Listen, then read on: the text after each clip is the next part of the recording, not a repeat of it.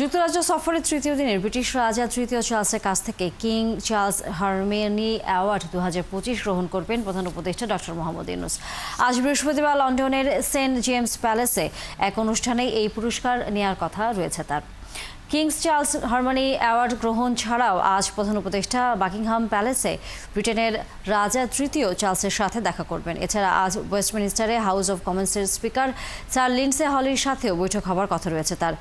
4 দিনের এই সফরের মূল উদ্দেশ্য হচ্ছে যুক্তরাজ্যের সাথে দ্বিপাক্ষীয় সম্পর্ক জোরদার করা, বিশেষ করে অর্থনৈতিক সহযোগিতা, বাণিজ্য ও বিনিয়োগে আরও শক্তিশালী করা।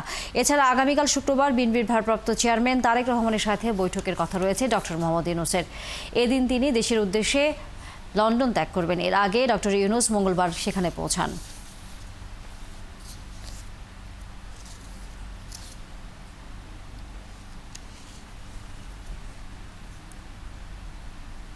প্রধান উপদেষ্টা লন্ডন সফরের তৃতীয় দিন আজ। এ নিয়ে লন্ডন থেকে আমাদের সাথে যুক্ত হচ্ছেন সহকর্মী আরিফ মাহফুজ।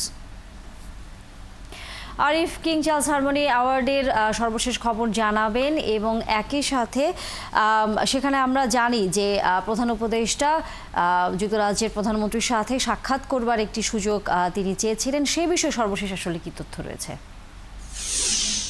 ধন্যবাদ তানিয়া। প্রথমেই বলিনি যে গুরুত্বপূর্ণ একটি বিষয়, সেটা হচ্ছে যে যুক্তরাজ্যের প্রধানমন্ত্রী স্যার কিয়ার স্টারমারের সাথে বাংলাদেশের অন্তর্বর্তী সরকারের প্রধান উপদেষ্টা ডক্টর মোহাম্মদ ইউনূসের একটি দ্বিপক্ষীয় বৈঠক হওয়ার কথা ছিল। এটি নিয়ে গত দুদিন যাবত অনেক কথা হয়েছে, যোগাযোগ হয়েছে। তো সর্বশেষ আমরা জানতে পেরেছি যে কিয়ার স্টারমার প্রধান উপদেষ্টার সাথে আসলে সাক্ষাৎ করছেন না বলে সংবাদ প্রচারিত হয়েছে এবং আমরা জানতে পেরেছি।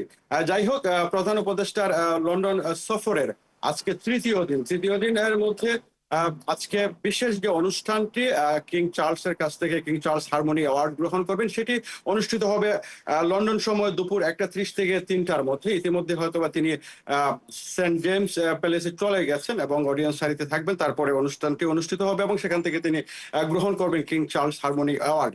সবচেয়ে বড় বিষয় হচ্ছে যে বিকেলে হয়তো বা কিং চার্লসের সাথে তিনি দেখা করবেন। আমাদের সময়সূচিটা জানানো হয়নি এবং হাউস অব কমন্সের একজন অবশ্য স্পিকারের সাথে তিনি দেখা করবেন। তার নাম হচ্ছে গিয়ে স্যার লিন্ডসে হোয়েল। এই ছিল তার মোটামুটি কর্মসূচি যে আমাদের কাছে যে তালিকা এসেছে সেই তালিকা। তবে সবচেয়ে গুরুত্বপূর্ণ বিষয় হচ্ছে এখন talk of the UK Bangladeshi প্রবাসীদের মধ্যে আগামীকালকের ঐতিহাসিক বৈঠক, যেটি তারেক রহমান এবং ডক্টর মোহাম্মদ ইউনূসের মধ্যে অনুষ্ঠিত হবে, সেটি নিয়ে বেশি কথা হচ্ছে এবং সবাই অপেক্ষায় আছেন যে কি হবে, কি হতে পারে, কি সুফল বয়ে আনবে বাংলাদেশের জন্য এই বৈঠক। তবে আগামীকাল সকাল 6টা-7টা থেকেই কিন্তু সর্বস্তরের প্রবাসী যারা আছেন তারা কিন্তু হোটেলের সামনে অবস্থান করবেন এবং যুক্তরাজ্য বিএনপির বিপুল সংখ্যক নেতাকর্মী সেখানে উপস্থিত থাকবেন। বৈঠক চলাকালীন সময় তারা বাহিরে অপেক্ষা করবেন আসলে কি হতে যাচ্ছে, কি হবে।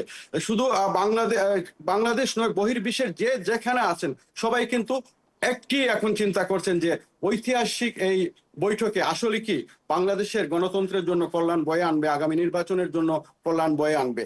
সো তানিয়া, এই ছিল আমার কাছে প্রধান উপদেষ্টার লন্ডন সফর নিয়ে সর্বশেষ তথ্য এবং বিএনপির ভারপ্রাপ্ত চেয়ারম্যান এবং ডক্টর মোহাম্মদ ইউনূসের আগামীকালকের বৈঠক নিয়ে সর্বশেষ তথ্য।